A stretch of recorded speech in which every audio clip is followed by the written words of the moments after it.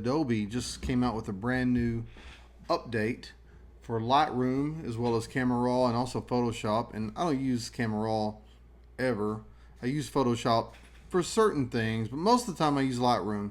So when I downloaded the update and I took a look at what was in there, I found a few things that are going to be helpful. So I thought I'd go over those with you guys. So anyway, one of the first things I found helpful is that Adobe is touting in the newest version of Lightroom is their generative AI, and I knew it was coming. You know, it's been in Photoshop for a while now, and I knew at some point, or I suspected at some point, I didn't know, but I suspected at some point that feature would be integrated into Lightroom. So here we are, and the way it works is pretty simple. I've got one picture selected.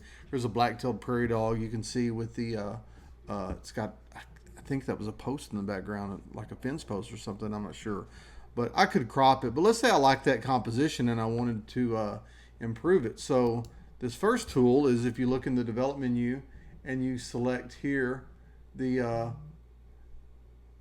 in our little eraser menu, we're going to select this first mode, this eraser mode. But one of the things you've got to do is hit generative AI, and then it works exactly like it does in Photoshop. And I'm just going to size my brush here. I'm going to do one pass at this. I'll see how it works. I haven't even tried this yet, but I'll paint in the offending object, and then there we go. And then once I do that, you can adjust the size, and there's some other things you can do. I'm going to hit addition because I'm going to add to that, not subtract from it. So I'm going to apply, and let's see how long this takes.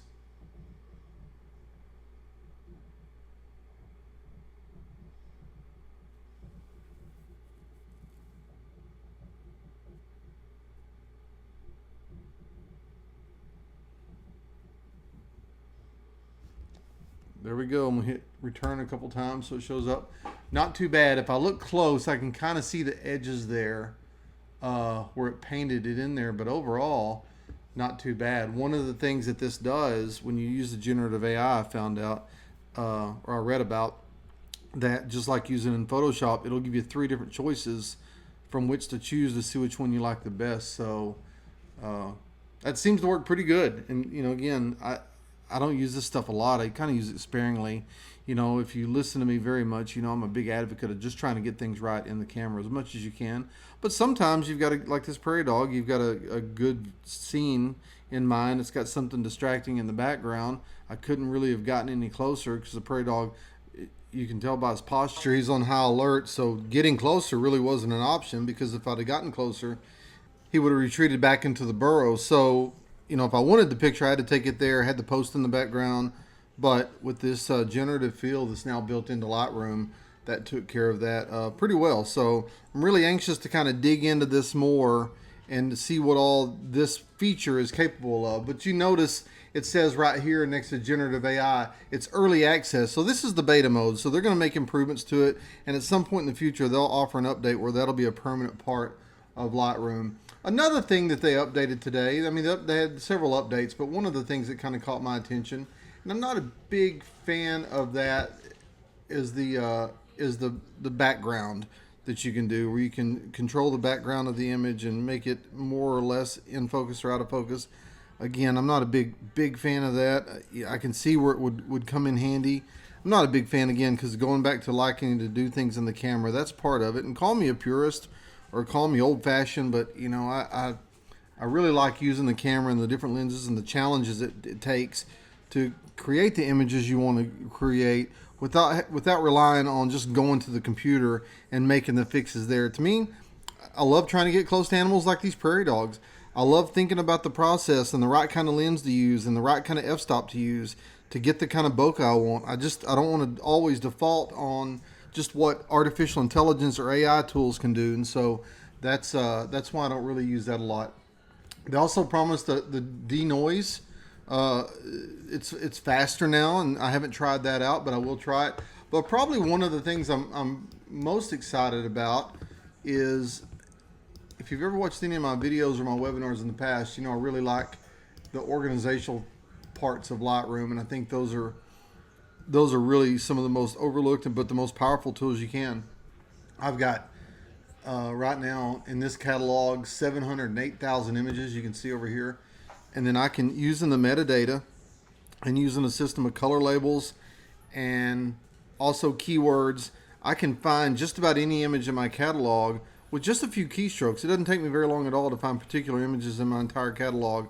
And so one of the things that Adobe did today with today's update is they gave us even more tools to look at. Let me show you this. So if we go into metadata here, one of the things about metadata is these 4 different fields it shows up here. These are the default fields, but you can change. If I click on date, you can change any number of these different things that you're looking for. You know, whether it's the flag or rating or the file type or the month and day. You can mix and match all of these metadata fields to really customize how you search for images. But one of the things I noticed today they added was, or a couple things actually, they've updated this to some degree in the develop part of it. You can look for the aspect ratios, so I can sort whether I'm looking for images that are vertical or horizontal. If I've used HDR, has AI or doesn't have AI, has lens blur applied, or any of these different presets you can use. You can search by that, which I don't use a lot of the presets, so again, that doesn't really apply to me. Maybe one day it will. I've got the ability to do it, but one of the things I think really that I always wish they had, and they finally included this into the mix, is I can search by exported files. And so as I change that setting, if you look here at exported files, in this particular folder I'm working from right now, it's got all the files, 16,117 files together, but then it'll just show me a simple binary. Show me all the exported files or show me the not exported files. So if I'm looking for an image really quick and I knew it exported it, I just go in here and change that metadata and I click there on exported files, and then you can quickly see here are all the files in that particular folder that I've exported. So I've got some files here for some pictures I took of a friend of mine of a property that he has, and then some pictures I've taken on some workshops I've presented here lately. And so I can just go through again. If I'm looking for a particular picture that was good enough, or I did the editing work on it and I wanted to export it, then here it is. And so I think that's a pretty powerful tool. And another thing I noticed, and I may be wrong about this, and if I am, put it in the comments below. But also another feature if you look down here in the sort menu, I think this is a new update as well. Usually I have this defaulted to capture time because I like sorting them based on when I took them, just when I'm looking at the images in Lightroom. But if I noticed today, and I think this is the first time I've seen it, they've added some to this. And so one thing I've noticed is you can sort them by pixel dimension. And so it'll sort all these images by pixel dimension based on the size of the image. And also, which I'll use that some, but not very often. Usually what I'll do is go to aspect ratio, because most of the time what I'm looking for more than anything is verticals or horizontal images. But another thing that I noticed today, it used to have sort by file type, which would allow you to sort the images by the type of file it is. And you know, like here I've got some DNGs. I've got some JPEGs where it's spelled JPEG, and that was probably taken with a cell phone, I think, this particular picture here. And then I've got some, and then it sorts the rest of them by JPEG. But here's another one I noticed difference today. You can also search by file extension, or sort by file extension. And so it just gives you another tool to sort your images and help find them quicker. So that's why I say probably some of the tools I'm most excited about. The generative fill is going to be a handy tool. The blur I don't use a lot anyway, so again, I like the old school version of just trying to figure out the lens to use and the right kind of process to use to get the kind of blur I want in camera. But the generative fill, I have used it from time to time.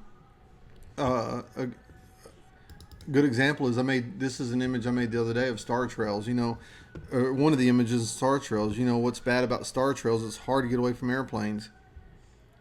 The generative fill has done wonders on fixing an image where you have an airplane flying through when you're trying to do star trails. So I think the generative fill does have its place there to try to at least restore sort of the sanctity of what the images look like. It may not be a faithful reproduction of what you took, but it's kind of what you hope for when you try to do star trails in dark sky photography. And then the other thing really I'm excited is just the way you can sort the metadata and sort the images and all.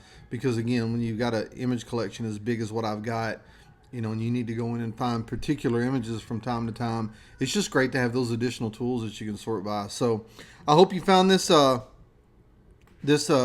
look at Adobe Lightroom's new features helpful. If you did, like and subscribe. Also, cruise on over to hackberryfarmtexas.com. I'll put the link in the description below. You can download our free nature photography checklist to help keep you organized before you even go out to take pictures. It's just a checklist that you can help organize your gear. You can download it and print it over and over and over again and keep different checklist for the different types of photography you're going to do. If you go out one night to do astrophotography and go out another day, you can have one checklist. You go out another day to do macro photography, got another checklist, and so on and so on. So download that. In the meantime, look forward to seeing you guys again soon, and thanks everybody for checking out this video.